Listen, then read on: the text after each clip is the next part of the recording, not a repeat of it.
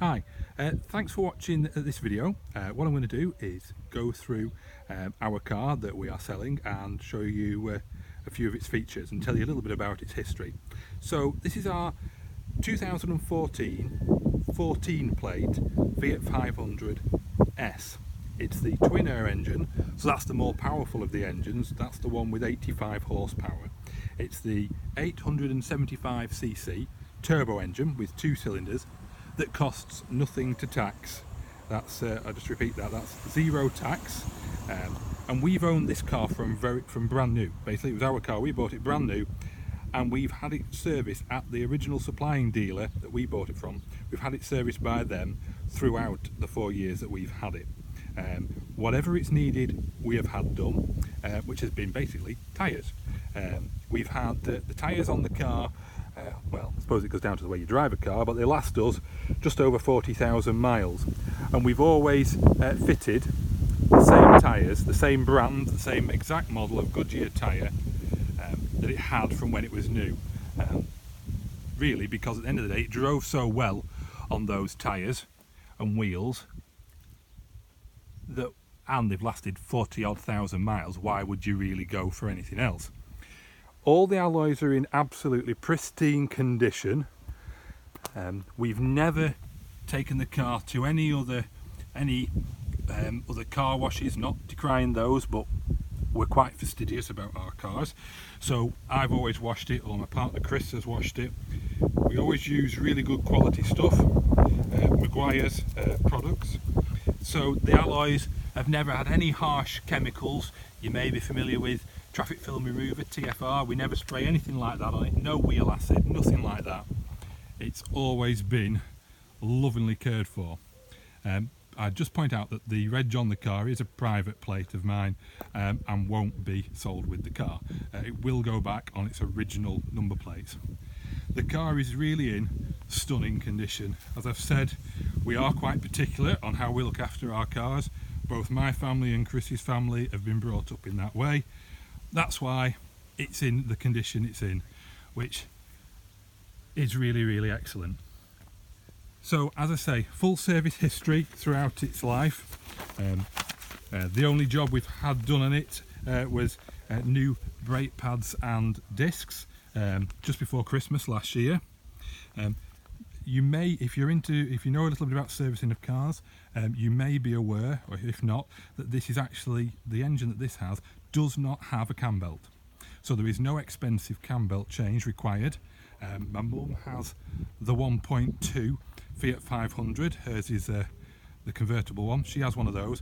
That has the 1.2, that does have a cam belt. So obviously you have to budget on those ones for an expensive cam belt change. Whereas this is a cam chain, that never needs replacing, so no expensive service there.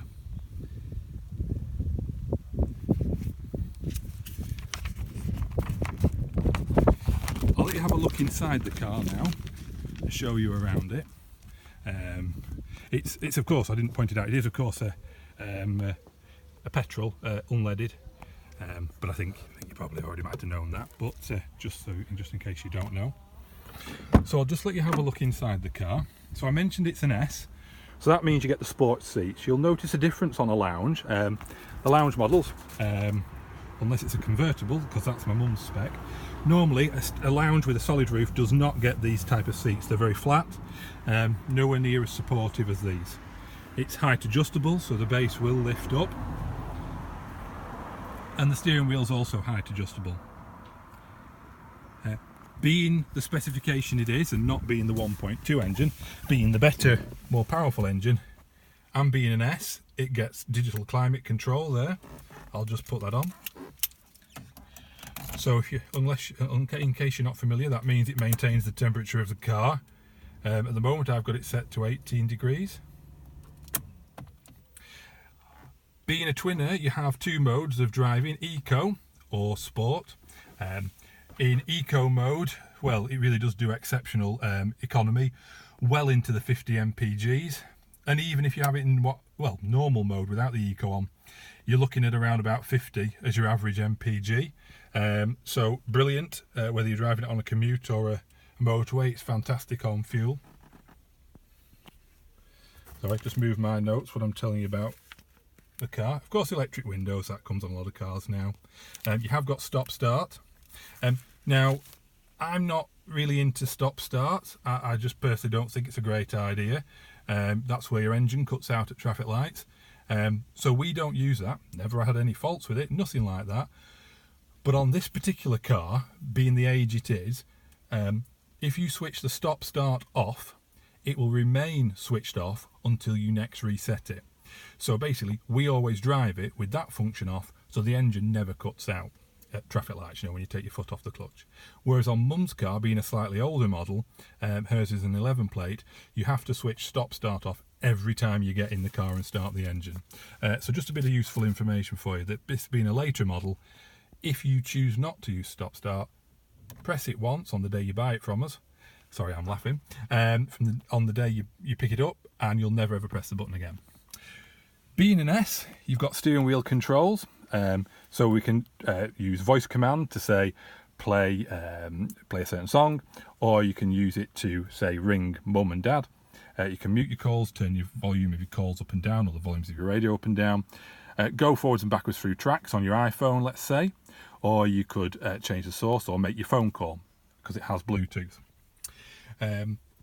You've got what's called Blue and Me Bluetooth available, so you can make hands-free calls, but also, if you want, you can also plug your phone in there with the USB connection, or a more primitive device. If you haven't got USB, you can use an auxiliary socket there to play your tunes back, and of course that will also charge your phone. You can also charge your phone, of course, using the auxiliary socket there, but to be honest, you'd probably rarely use it because you just have it plugged in. Cup and can holders, of course you can see you've got those there, and you've got holders in the back. Useful little storage feature here for putting like your Nectar card, that kind of stuff in there. All right, little coin tray just at this side. Okay, trip computer on it, that's hence how I know the MPG. You can store your service manual in this little compartment here, just there, that drops down from behind the dashboard, but I'll show you where the service book is. We keep that in the boot. Okay. We've always had Fiat 500 mats from new, so underneath there the carpet is perfect. Let's just show you in the back. There's only the two of us, so the back seats are very rarely being used. One thing to point out, being the model it is and the age it is, it gets rear headrests. You will find on earlier Fiat 500s, rear headrests are often an option, which sometimes people haven't chosen to have. Very roomy in the back, a two-seater, but still extremely roomy.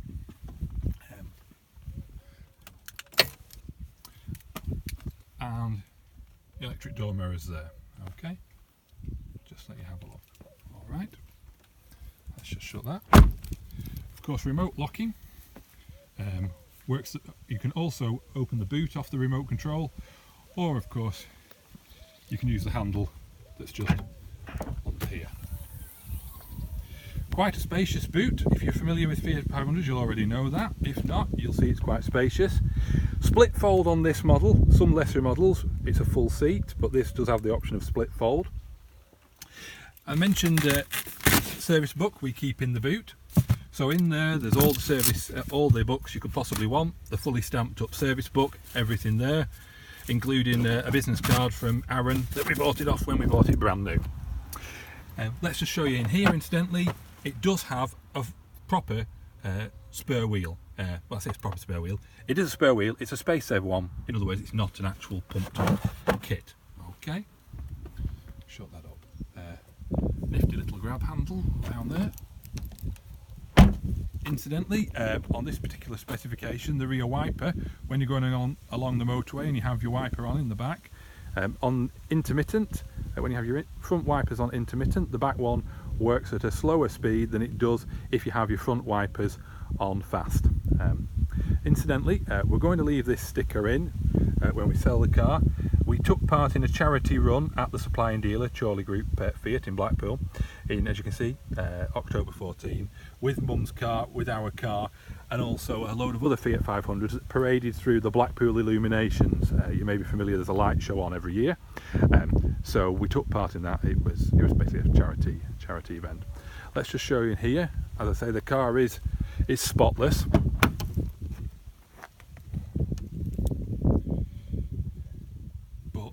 said, we are quite anal on how we look after cars. Seats are badged 500S.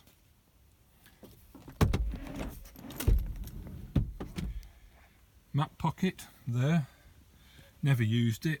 We don't use it just because I think it can go baggy over years, but I suppose with the odd item in it will be okay, but again, we're a little bit fussy.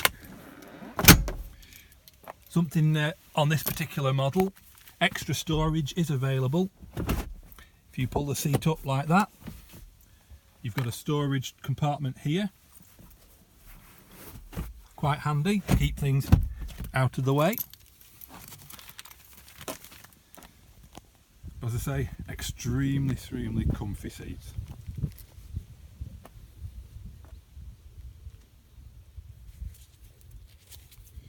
So I'll just summarise. All alloys are in superb condition.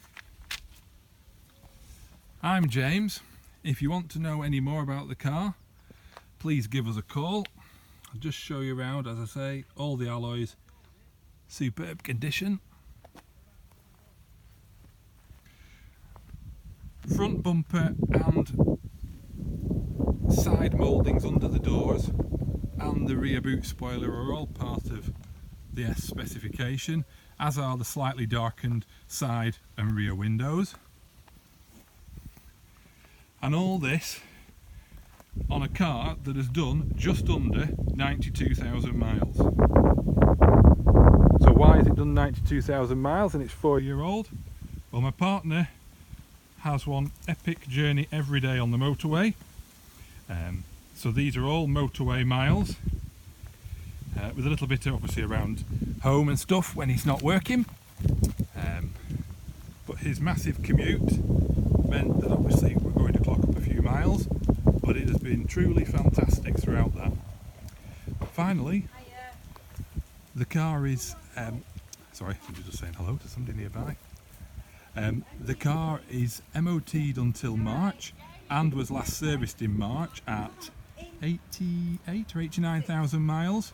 So unless you're going to do intergalactic miles and the service intervals are 18,000 or every year, actually you don't need to spend any money on it until then. Anyway, thanks very much for watching. See ya. Bye bye.